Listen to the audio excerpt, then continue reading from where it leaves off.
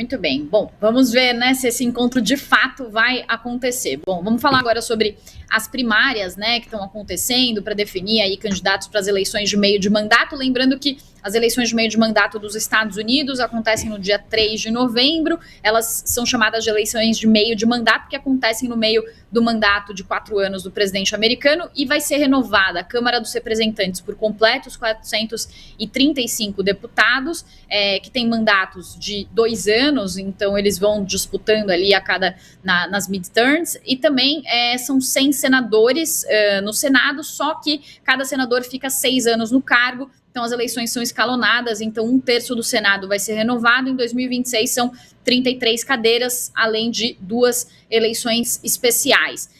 Vale falar que hoje, como que está a divisão? São 218 republicanos na Câmara dos Representantes, 212 democratas, 1 independente, 4 cadeiras vagas, e no Senado são 53 republicanos, 45 democratas e 2 independentes que votam junto com os democratas, portanto, uma margem mais apertada para os republicanos na Câmara dos Representantes e uma margem um pouco mais confortável no caso do Senado. E tem ainda também as eleições para governador, então não tem aqui nos Estados Unidos uma eleição única para governador, cada estado tem seu próprio ciclo eleitoral, mas nesse ano vai ser um ano de muitas eleições, são 39 eleições para o Texas, Iowa, Nova York, Califórnia, Flórida, Michigan, e tem alguns estados como Nova Jersey e Virgínia que já elegeram governadores em 2025, e tem também alguns estados como Vermont, por exemplo, que tem uma eleição que acontece a cada 2 anos e não a cada 4 anos. É importante essa eleição para confirmar se Donald Trump vai ter facilidade ou não de governar nos próximos 2 anos. Então, se os republicanos mantiverem Câmara e Senado, Trump pode aprovar legislações, orçamento, outras prioridades. O Senado também é importante porque confirma juízes, embaixadores, integrantes do governo, e as midterms são vistas como se fossem um referendo sobre o mandato do presidente. Então, por isso também é muito importante observar o que vai acontecer nessas midterms. E aí, para a gente trazer o que aconteceu de quente nessa semana, a gente teve as primárias na terça-feira. O principal destaque foi na Flórida, uma socialista democrata, a Angie Nixon, ganhou do Alex Vindman, ela que tinha uma campanha de $975 mil, ele tinha uma campanha de 16 milhões de dólares. Então essa vitória mostrou que não necessariamente o candidato com mais dinheiro vai conseguir vencer. Ela era uma candidata socialista, então isso trouxe ali uma visão de que talvez no Partido Democrata esses candidatos socialistas, mais progressistas, tenham algum tipo de vantagem. E entre os republicanos, o Byron Donalds, apoiado por Trump, venceu a primária para governador na Flórida, vai enfrentar o democrata David Jolley, e Corey Mills perdeu a primária porque ele estava passando também por uma controvérsia, investigações no Comitê de Ética na Câmara, mas ao mesmo tempo moderados democratas como a Debbie Wasserman e o Jared Moskowitz conseguiram derrotar adversários mais à esquerda, portanto não é tão simples assim. E no Alasca, o republicano Dan Sullivan e a democrata Mary Peltola também avançaram para a disputa no Senado. Então o quadro geral é de força de candidatos progressistas em algumas disputas, uma manutenção talvez da influência de Trump entre os republicanos, mas sem nenhum domínio absoluto de ambas essas tendências. Américo, vou começar por você esse bloco para a gente falar um pouco sobre o que você acha que vai sair dessas midterms.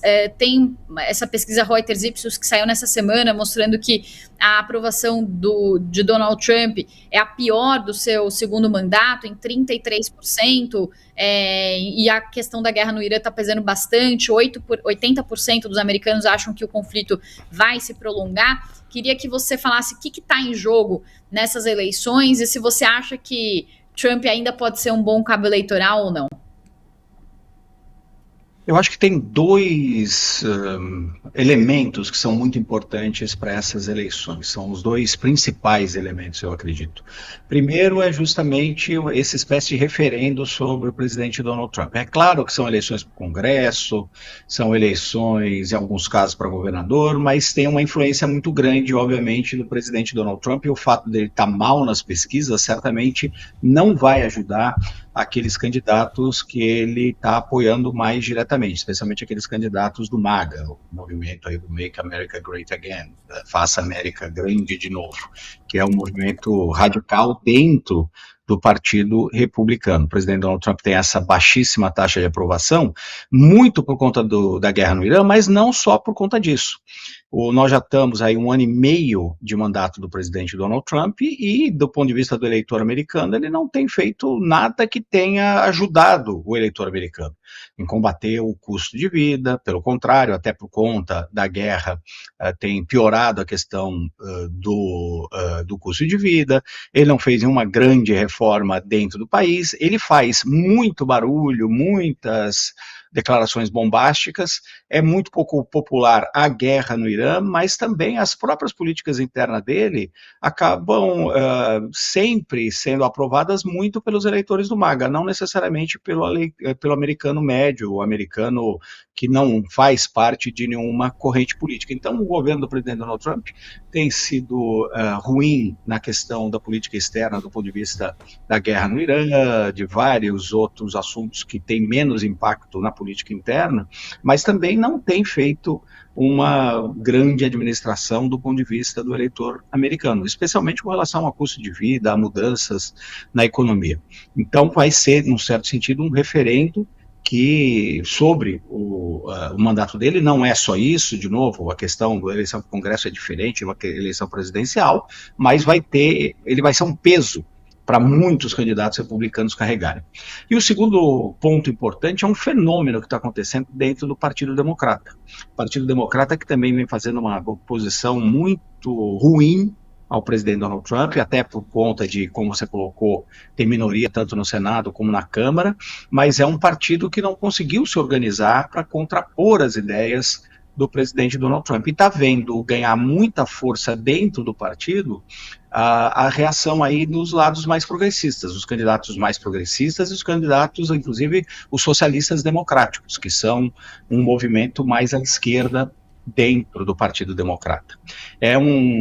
Se você for traçar um paralelo, é um pouco o que aconteceu no Partido Republicano há alguns anos, com o surgimento e o empoderamento do MAGA, que é o movimento dentro do Partido Republicano mais radical à direita, mais nacionalista, mais trumpista. Então a gente está vendo esse fenômeno começar a acontecer e ganhar mais força. É um fenômeno que já acontece há algum tempo, mas que está ganhando força no Partido Democrata.